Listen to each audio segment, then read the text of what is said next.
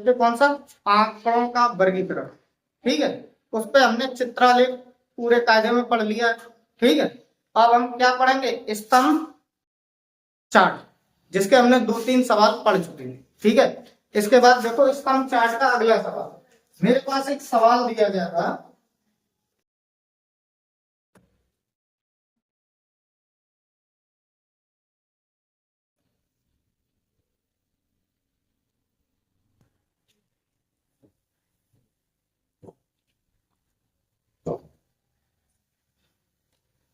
देखो 20, 40, 20 या 60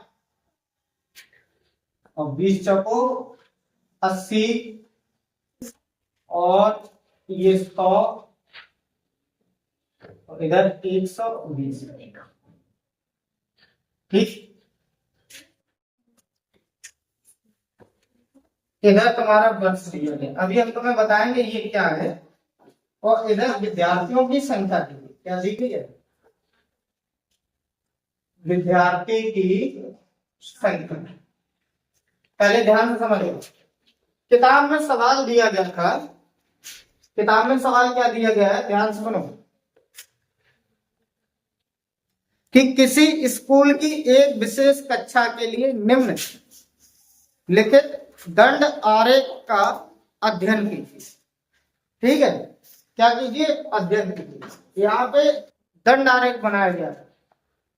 अब देखो, जैसे 2017 एक सन है, 2017 बात है नहीं भाई, 2017 में कितने विद्यार्थी, मान लो 60 विद्यार्थी। ठीक है,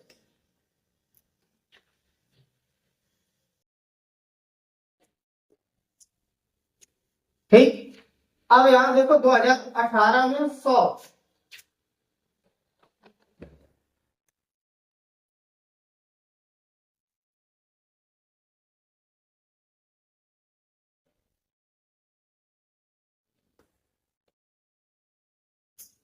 और 2019 में 120,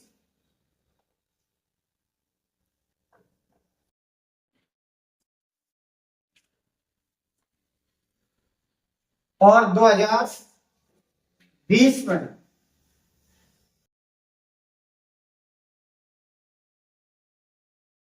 मान लो 110। कितने हैं, 110 विद्यार्थी। ठीक है, और 2021 में 40।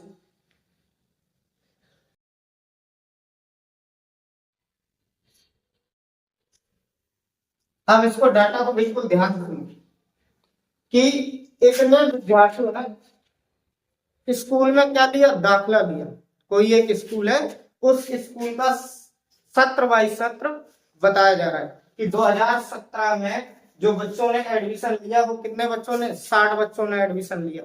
ठीक है, और 2018 में कितने बच्चों ने एडमिशन लिया, 100 बच्चों ने एडमिशन लिया।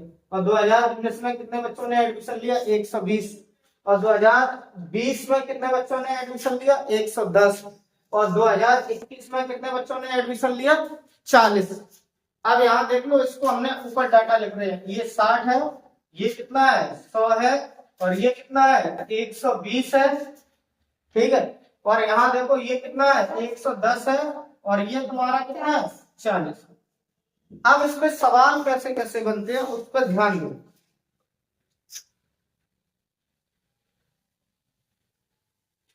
यहाँ पे पहला सवाल है, किस वर्ष विद्यार्थियों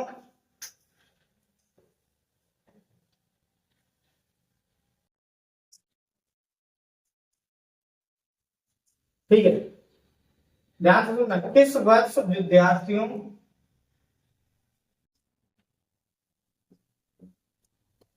की संख्या अधिकतम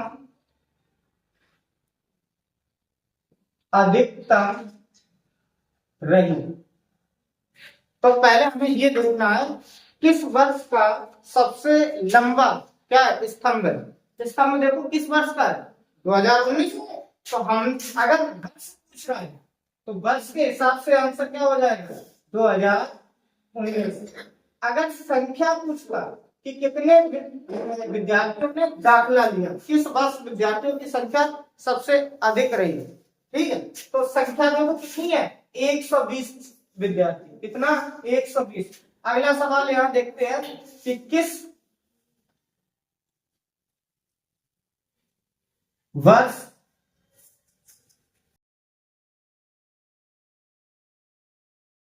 विद्यार्थियों की संख्या न्यूनतम रही। तो हमें ये देखना किस वर्ष विद्यार्थियों की संख्या न्यूनतम रही। तो इस ग्राफ में हम देखेंगे, इस ग्राफ में हम देखेंगे तो बताइए कौन सी ऐसी वर्ष है जिसमें सबसे कम, ठीक है, बच्चों का एडमिशन हुआ। तो इसका आंसर क्या हो जाएगा, अगर वर्ष की बात करें तो 2021, ठीक है। और अगर हम संख्या की बात करें कि कितने बच्चों ने दाखिला लिया, दाखिला का मतलब एडमिशन, तो कितने बच्चों ने 40 बच्चों ने।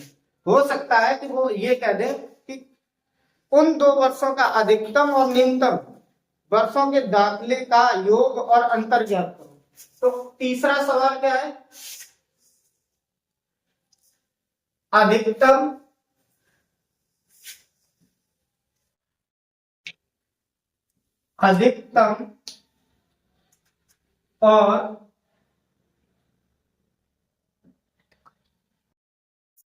न्यूनतम विद्यार्थियों के दाखिलों का योग और अंतर। यहां पे हमें ये देखना है सबसे अधिकतम कितने बच्चों ने दाखिला लिया और फिर सबसे न्यूनतम यानी सबसे कम बच्चों ने कितना दाखिला लिया, उन दोनों का योग करेंगे। तो अधिकतम वाले में देख लो पहले, अधिकतम अधिकतम कौन से वर्ष में था 2019। इसमें कितने बच्चे थे 120। और न्यूनतम का मतलब क्या है, न्यूनतम किस वर्ष था भैया 2021 में। कितने बच्चे थे 40। अब इनका हमें एक बार योग निकालना है। योग कितना हो जाएगा 120 और प्लस 40 कितना हो गया 160 बच्चे। अंतर अगर पूछा जाता, क्या पूछा जाता अंतर, तो 120 और 40 को जब हम घटाएंगे तो कितना होगा 0 और 12 में से 4 गया, कितना बचा 8, ठीक है 80 हो गया। इतनी बात समझ में आ रही। हो सकता है तुमसे ये पूछ दिया जाए कि किस वर्ष, ठीक है, किस वर्ष बच्चों ने 2 सत्र में दाखिला लिया जो तीसरे वर्ष के बराबर है, ठीक है। ध्यान दे, यहाँ पे सवाल ऐसे पूछ दिया जाए, सवाल नंबर 14, 2021 और 2017 के दाखिलों का योग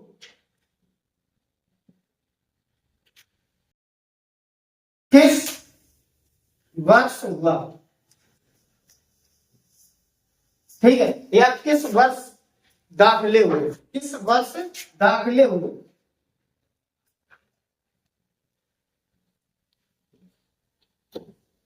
तो पहले हम देखेंगे 2021 और 2017।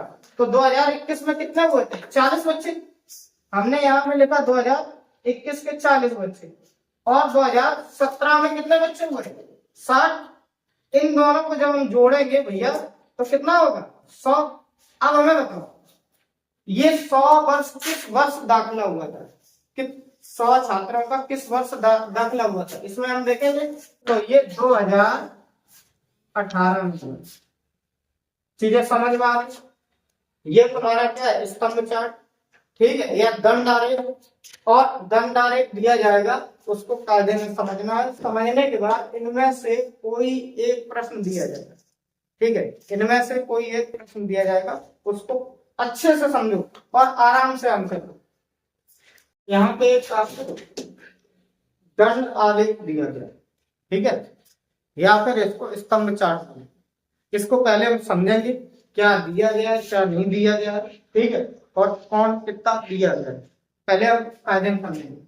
ये जो दंड आलेख दिया गया है, ये किसी क्षेत्र में वर्षा हो रही है, क्या हो रही है, वर्षा हो रही है, ठीक है, और इधर ये जितना भी दिया गया है, ये मिमी में वर्षा दी गई है, इसमें मिमी में, ठीक है।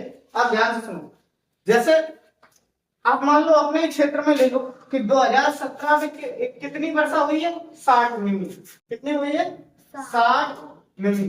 2018 में कितनी वर्षा हुई है, 100 मिमी, ठीक है, और 2019 में कितनी वर्षा हुई है, 40, और 2020 में कितनी वर्षा हुई है, 160, ठीक है, और 2021 में कितनी वर्षा हुई है, 120, ठीक। अब सवाल देखो, सवाल हो सकता है का सिंगल तुमसे पूछ दिया जाए। सिंगल कैसे पूछा जाता है कि पहला सवाल 2017 में कितनी वर्षा हुई, तो आप हमें बताइए 2017 में कितनी वर्षा हुई, 60, तो मेरा आंसर क्या होगा, 60। ऐसे दूसरा सवाल पूछा जा रहा है कि 2018 में कितनी वर्षा हुई, तो कितना हो जाएगा, 100। ऐसे तुमसे पूछा जाएगा कि 2019 में, तो 2019 में कितनी वर्षा हुई, 2019 में कितनी वर्षा हुई, 40। ऐसे 2020 में 160 वर्षा हुई। 2021 में 120 वर्षा हुई। आगे देखो, सवाल देखो, यहां पे बोला जा रहा है पहला, दूसरा, तीसरा सवाल, चौथा और पांचवा, छठवां सवाल, किस वर्ष सबसे अधिक वर्षा हुई, क्या पूछा जा रहा है, किस वर्ष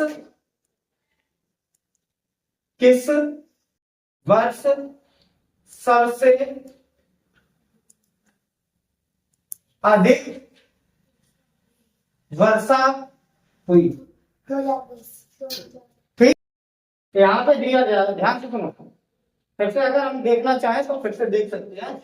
2017 में कितनी बारिश हुई, 60, और 2018 में कितनी बारिश हुई, 100, और 2019 में कितनी बारिश हुई, 40, और 2020 में कितनी हुई, 160, और 2021 में कितनी हुई। कैसे हमने देखा 2017 में कितनी हुई, 60, क्योंकि ये हमारा जो स्तंभ है कहाँ तक गया है, 60 तक, ठीक है। 2018 में 100, स्तंभ कहाँ तक गया, 8 तक, 100 तक गया। 2019 में कहाँ तक, 40 तक स्तंभ गया, तो ये हमारी बारिश कहाँ तक हुई है, 40 तक, और 2020 में कहाँ तक स्तंभ गया, 160, ये देखो जा रहा है 160। ऐसी 2021 में कहाँ तक हुई बारिश, ठीक है, इसको हम ले चलते हैं ऐसे करके, ठीक है, कितना हुआ, 120। देखना समझ में आया स्तंभ को।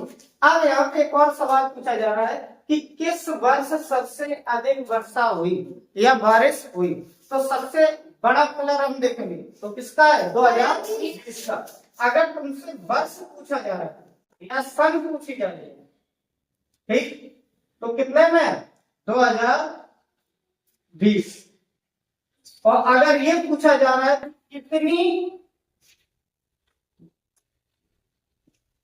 वर्षा हुई, तो 2020 में कितनी बारिश हुई थी, 160 मिमी। आगे देखो 7वां सवाल, किस वर्ष सबसे कम वर्षा हुई। तो वर्ष, अगर वर्ष की बात करें तो ऐसी कौन सी वर्ष है जिसमें सबसे कम वर्षा हुई? 2019। ठीक, बहुत बढ़िया, 2019। और कितनी वर्षा हुई थी? 40 मिलीमीटर। ठीक है, यहां से हो सकता है कि अधिकतम और न्यूनतम का अंतर या योग पूछा जाए। तो यहाँ पे दिया गया है 8वां सवाल, सबसे अधिक वर्षा और सबसे कम वर्षा हुई उसका योग और अंतर। ठीक है, तो हमें ये बताओ सबसे अधिक वर्षा कब हुई थी? 2020 में। कितनी हुई थी? 160। और सबसे कम वर्षा कब हुई? 2019 में। कितनी हुई? 40। इनको हम क्या करेंगे? पहले योग करेंगे, इनको जोड़ो, 0 6 और 4 10, हासिल 1 और 1 कितना हुआ? 2। अब हम क्या करेंगे? अंतर करेंगे। क्या करेंगे? अंतर। 160 और प्लस 40, इनको भैया जोड़ो, कितना घटा दो, 120। अब ध्यान सुनो, अगर ऑप्शन में 120 नहीं आ रहा है तो कितना आंसर आएगा? 2021। हो सकता है वो तुम्हें सन देती। देखो पहले ध्यान से सुनना, अंतर वाले में देखो 2 तरीके के ऑप्शन मिल रहे हैं, जैसे 140, 120, 40 और 160। अगर ये ऑप्शन में मिल रहे हैं तो हमारा ऑप्शन कौन सा होगा? 120। हो सकता है कि ऑप्शन ऐसे दिख जाए 2000, ठीक है, 2018, 2021 और 2020। तब मेरे पास ऑप्शन क्या होगा? 2021 क्यों होगा? क्योंकि 120 वर्षा कब हुई थी? 2021 में हुई थी। इतनी बात समझ में आ रही? तब ये ऑप्शन होगा। आगे देखो, जैसे हमने कहा कि वो वर्षा, आगे कौन सा? 9वां सवाल, वर्षा 2021 और वर्ष 2021 और 2020 का योग तथा 2017 वर्ष 2017 और 2018, यानी कि वर्ष 2018 का योग का अंतर क्या? तो ध्यान से सुनो, पहले हम इन दोनों का योग करेंगे, ठीक है, फिर हम इन 2 वर्षों का योग करेंगे। इतनी बात समझ में आ रही है? तो पहले ध्यान से सुनो, 2021 में कितना था? 2021 प्लस 2020, इनका हमें देखो, 2021 में कितनी बारिश हुई? 120। और प्लस 2020 में कितनी बारिश हुई? 160। इन दोनों वर्ष की बारिश का योग करो, 0 0। कोई दिक्कत? 6 और 2 8 और 1 1 2। तो कितनी बारिश हो गई इन दोनों वर्षों का योग? 280। आगे देखो, हमने क्या काम किया? 2017 और प्लस 2018 वर्ष का हमने योग किया। 2017 में कितनी बारिश हुई थी? 60। और 2018 में कितनी बारिश हुई? 100। ठीक है, इन दोनों का जोड़ेंगे तो कितना होगा? 160। अब इन दोनों का अंतर कर लो। क्या कर लेंगे? अंतर। तो भैया 0 में से 0 गया 0, 8 में से 6 गया 2 और 2 में से 1 गया 1। तो ये कितना आया? 120। फिर वही आंसर हो सकते हैं। ठीक है, हाँ चलिए, जैसे A B C D E, ये विद्यार्थी है। कितने विद्यार्थी है? 5 विद्यार्थी है। तो इनका एक टेस्ट होता है और इनको अंक मिलते हैं। क्या मिलते हैं? अंक मिलते हैं। जैसे यहाँ बताया गया है कि 10, 20, 40, 50, 60, 70, 80, 90। तो ध्यान से सुनो, पहले ए को कितने अंक मिले? इसका हम सामने देखेंगे 40। तो पहला सवाल तो यही बना, ए को कितने अंक प्राप्त हुए? 40। तो पहला सवाल का आंसर क्या है? 40। ऐसे बी को कितने अंक प्राप्त हुए? 30। तो यहां से हमने देखा ये 30। सी को कितने अंक प्राप्त हुए? ये तुम्हारा दूसरा सवाल, ये तीसरा। सी को कितने अंक प्राप्त हुए? 60। ठीक है। अब देखेंगे चौथा सवाल क्या है। डी को कितने अंक प्राप्त हुए? 50। और ई को कितने अंक प्राप्त हुए? ये तुम्हारा 80 पे जा रहा है। कहां पे जा रहा है? 80 पे। ठीक है, 80। अब यहां से सवाल कैसे बनता, ध्यान से सुनो। पहला सवाल यानी कि 5, यहां तक हो गए सवाल। छठवां सवाल, ए और बी के अंकों का योग ई के अंकों से अंतर या अंतर कितना होगा? ठीक है। तो पहले हम क्या करेंगे, ए प्लस बी।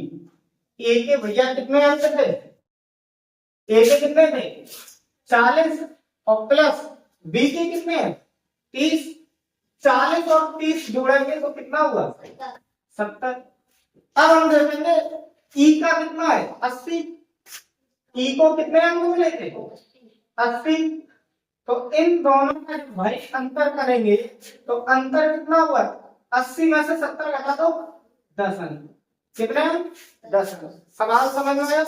आगे देखो, 7वां सवाल हमने लिखा बी और सी के अंकों का योग और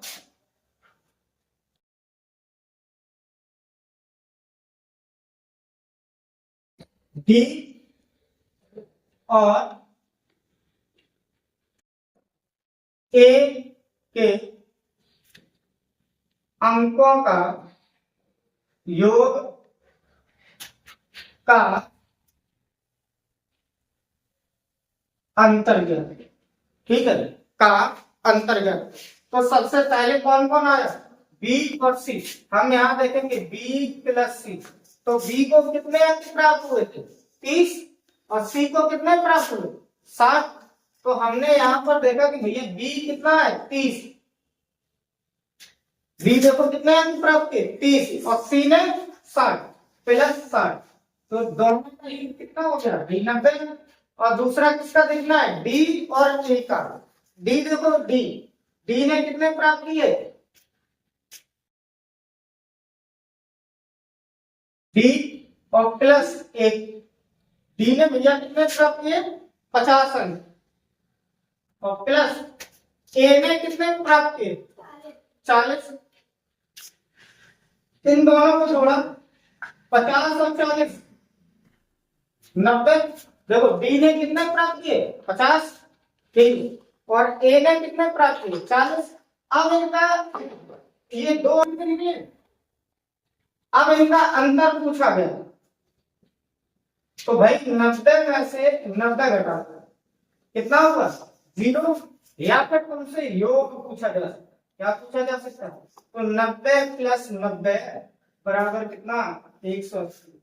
यहाँ 7वां सवाल समझ में आया? इनमें से कोई भी सवाल तुमसे पूछा जाए, हो सकता है ऐसे सवाल पूछ दिया जाए, सबसे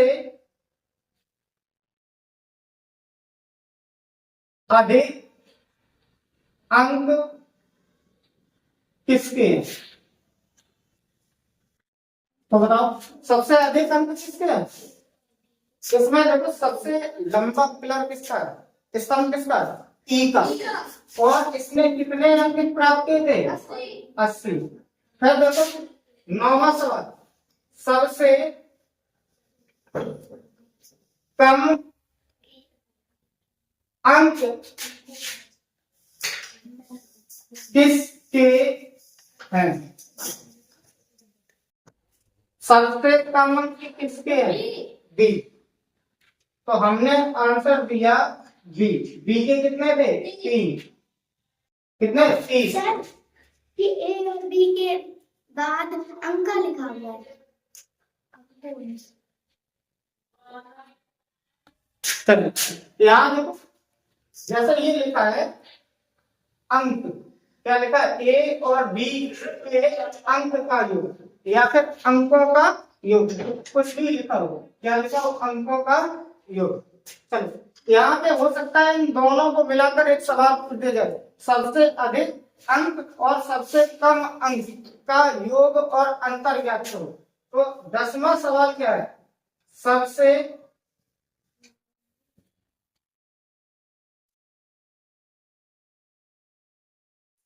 अधिक अंक और सबसे कम अंक का योग और अंतर। तो पहले हम योग करेंगे, ठीक है। 80 और प्लस 30 कितना हुआ भाई, 80 और 30 को जोड़ो, 80 और 30 110। ठीक है, यहाँ पे देखो 80 माइनस 30, इनका 80 में से 30 घटाइए, 80 में से 30 का कितना बचा, 50। तो ये 10 क्वेश्चन तुम्हें समझ में आ रहे। यहाँ जो नंबरिंग लिखी है वो नंबरिंग ये है कि ए को कितने अंक प्राप्त हुए, बी को कितने अंक प्राप्त हुए, सी को कितने अंक प्राप्त हुए, डी को कितने अंक प्राप्त हुए, ई को कितने अंक प्राप्त हुए। इतनी बात समझ में आ रही है। 5 प्रश्न यहाँ है, 5 प्रश्न ये, ठीक है। इनमें से कोई एक प्रश्न पूछा जाएगा, क्या पूछा जाएगा, एक प्रश्न, और आपको ऑप्शन दिए जाएंगे, 4 ऑप्शन दिए जाएंगे। उन 4 ऑप्शन में से जो आपका आंसर सही है उसको हमको क्या करना है, गोला करना, ठीक है।